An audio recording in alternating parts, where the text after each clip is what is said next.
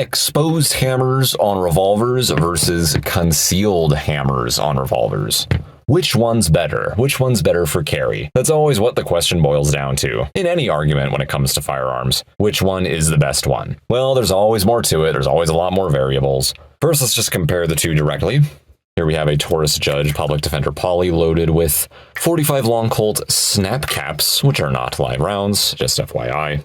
This is an example of a revolver with an exposed hammer, meaning you can fire it both double action, which is simply just pulling the trigger, not touching the hammer at all, and allowing the trigger to do all of the work, rotate the cylinder as well as fire the gun.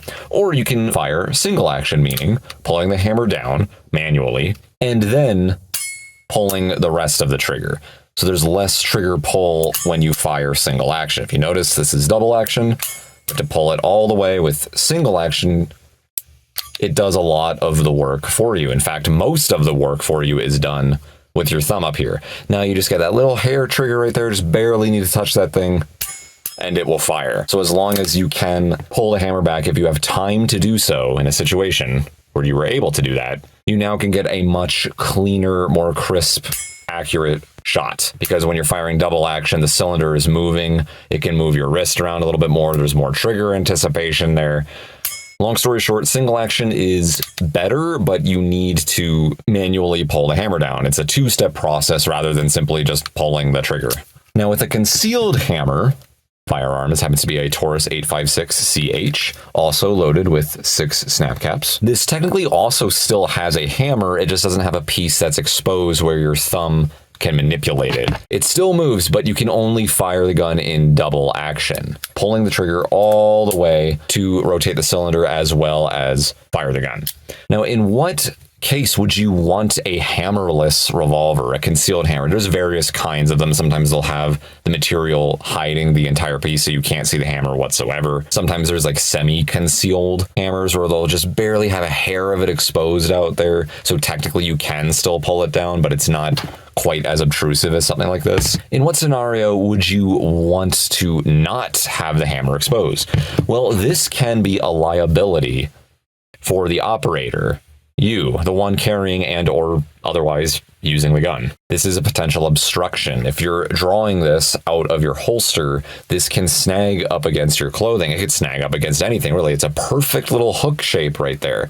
It's great for manipulating with your thumb, but it's also great for other objects to manipulate the gun potentially as well. If you pull this up and this snags against your pants, snags against your jacket, your shirt, whatever you're wearing, it might screw up your entire defense situation if that ever came up. This piece is perfect for snagging against foreign objects. When you have a concealed hammer, you pretty much reduce that potential to zero. You virtually have no chance of this snagging up against anything. In fact, revolvers are already very, very simple firearms, extremely reliable for a lot of reasons, but it all boils down to their simplicity. And when you remove the hammer, we also don't have a manual safety on here. This gun is plug and play. You draw it, you pull the trigger, it's going to go bang. There's absolutely nothing else you have to do. There are no additional steps, pretty much nothing else to worry about. It doesn't get a whole lot more simple than something like this. Now, in what defensive situation would you want to actually fire a gun single action? If I had the opportunity to fire in single action, hell yeah, I would absolutely fire single action over double.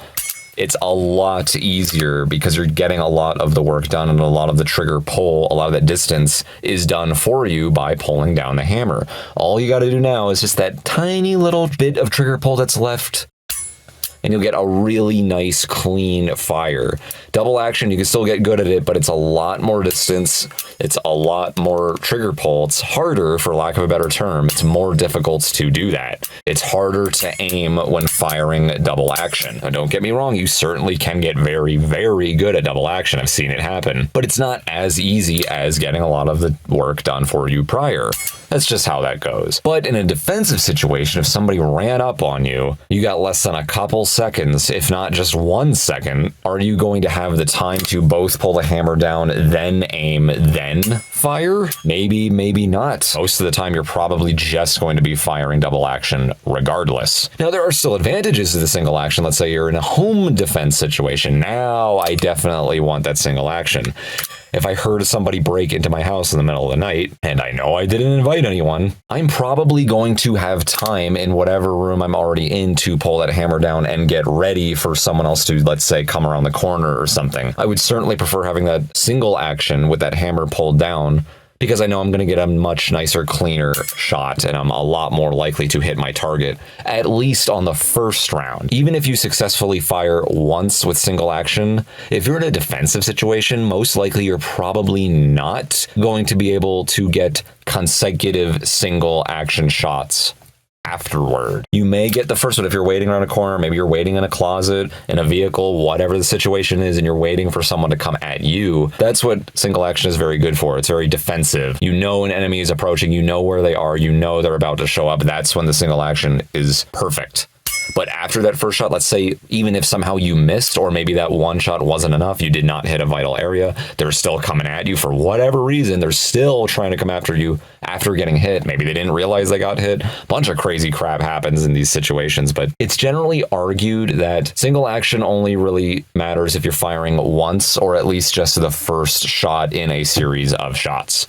So you fire that first time, and you could try to fire single action again the second time. But what if you do that, like I just did right there, slip? Again, it's another liability. Technically, it's a two-step process. We're not just pulling a trigger, we're pulling a hammer down and pulling a trigger. So after you had the time and you successfully pulled the trigger after firing single action, you're probably just going to continue to fire double action. Single action is also very good for hunting. Let's say you got a big old, 44 Magnum revolver meant for taking down big game. Single action is great for something like that too, because you're quiet, you have time to aim, nothing's running up at you.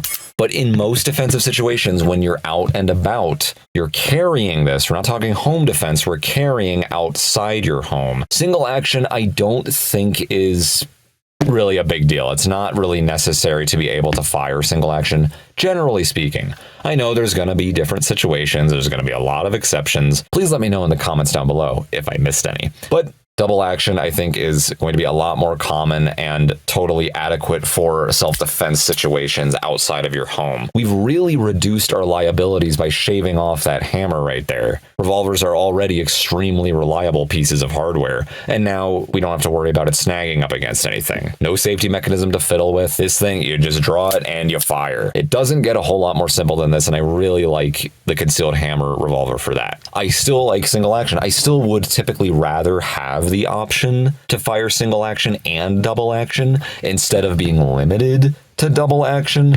But that being said, with this particular gun's philosophy of use, its purpose in life, this is supposed to be a very lightweight, small, unobtrusive. It's a snub nose. It's not supposed to take up a whole lot of space. It's supposed to be very easy and quick to draw, and it's meant for short range, most likely no longer than 7 yards typically, probably closer to around 3 yards or less. It's kind of a get-off-me gun. You might be able to muzzle press this against someone who's on you.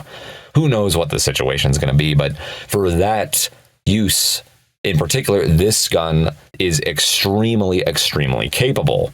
I would not pick this gun for home defense. If I had a home defense revolver, I'd pick something like this that has the option for single action, and I'd definitely prefer something over a 38 Special. I'd at least go 357 Magnum. I prefer 44s. 45 long Colts out of this guy are really good. There's some nice buckshot rounds you can get, but the concealed hammer is great for carrying, not home defense, not anti-carjacking, carrying out and about. When it comes to that, I see no problem with a concealed hammer revolver. In fact, I would prefer it. But that is just me. Let me know what you think. Did I miss any advantages and or disadvantages for either single or double action guns? Did I miss anything about having the hammer exposed? What do you think? Do you prefer having an exposed hammer? Do you swear by firing single action, even in a very stressful close-range defensive situation? Or would you also rather not worry about that? Do you think it matters? Let me know in the comments down below. Thank you so much for watching. Feel free to subscribe, hit that little bell notification if you do not want to miss weekly knife and gun videos, and feel free to support me on Patreon, link in the description. Thank you so much for watching. Mannix out.